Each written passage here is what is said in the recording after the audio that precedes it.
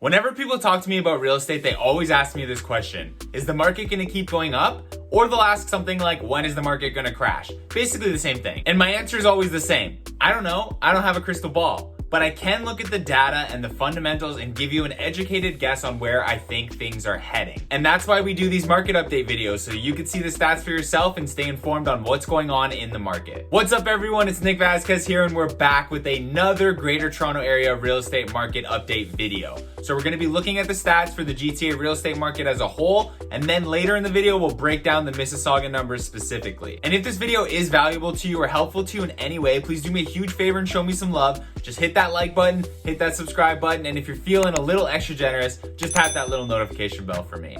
Let's get started with the total residential transactions. There were 9,046 total transactions reported in the GTA for the month of September. That number is down 18% compared to last year, which keep in mind, in September of 2020, we did hit an all-time high for the number of transactions, so we're comparing it to the highest on record month for September. So, 18% down compared to the highest month, not so bad. Similar to my last video, despite sales being down 18% compared to last year, this was still the third highest number of sales on record for the month of September. So again, pretty strong numbers, not a bad month. Sales were also up relative to August, which was to be expected just because we're moving out of the slower summer months and things are shifting into the busier fall months. To be honest, sales for this month likely would have been much higher if the number of new listings was higher as well. Which, perfect segue, let's talk about the total new listings. New listings are down 34% compared to September of 2020. We had 13,484 new listings this month,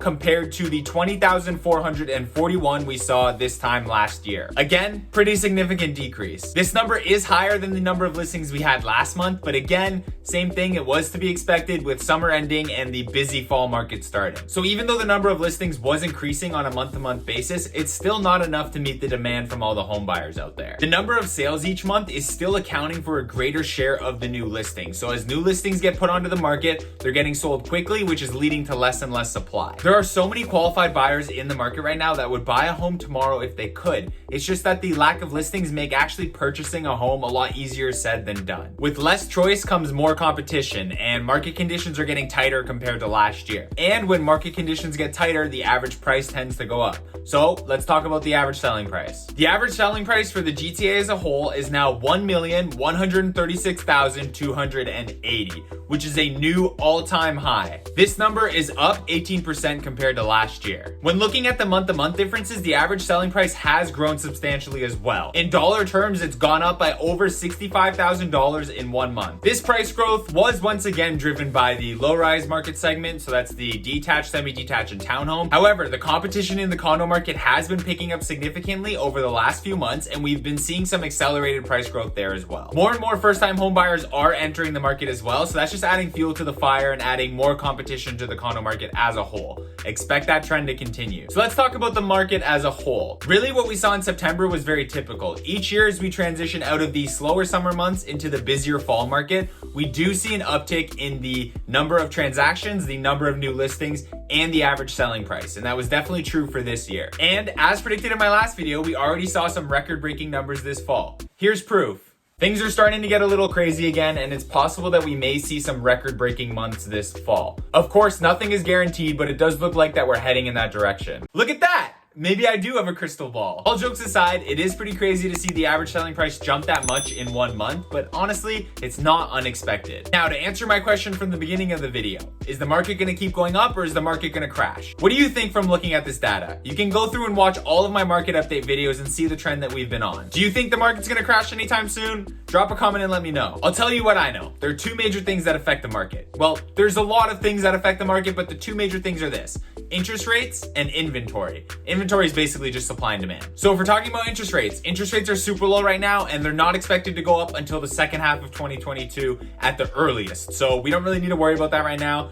That's a little bit in the future. Now, number two, inventory. There's just not enough inventory on the market to satisfy the demand from all the home buyers. Inventory is basically if no new listings were added to the market, the amount of homes that are currently on the market, how long would it take for them all to sell? We're at 1 month of inventory right now. A balanced market is around 3 to 4, and that's when prices would be more stable or at least increasing with inflation. We're at 1 right now. We've got a long way to go before the supply of listings goes up to the point where the market starts shifting and dropping dramatically. If things continue being the way they are today, prices are just gonna simply keep going up. Simple as that. Moving on, let's go over some of the numbers for Mississauga. In August, there were 862 sales in Mississauga, and the average selling price for all home types was $1,037,972. That number is 14.2% higher than last year and 7.8% higher than last month. The average price for a detached home is almost 1.6 million, which is up from last month. A semi-detached will cost you $1,032,000, which is again up from last month. The average price for a townhome is $1,032,000, just a little bit higher than the semi-detached,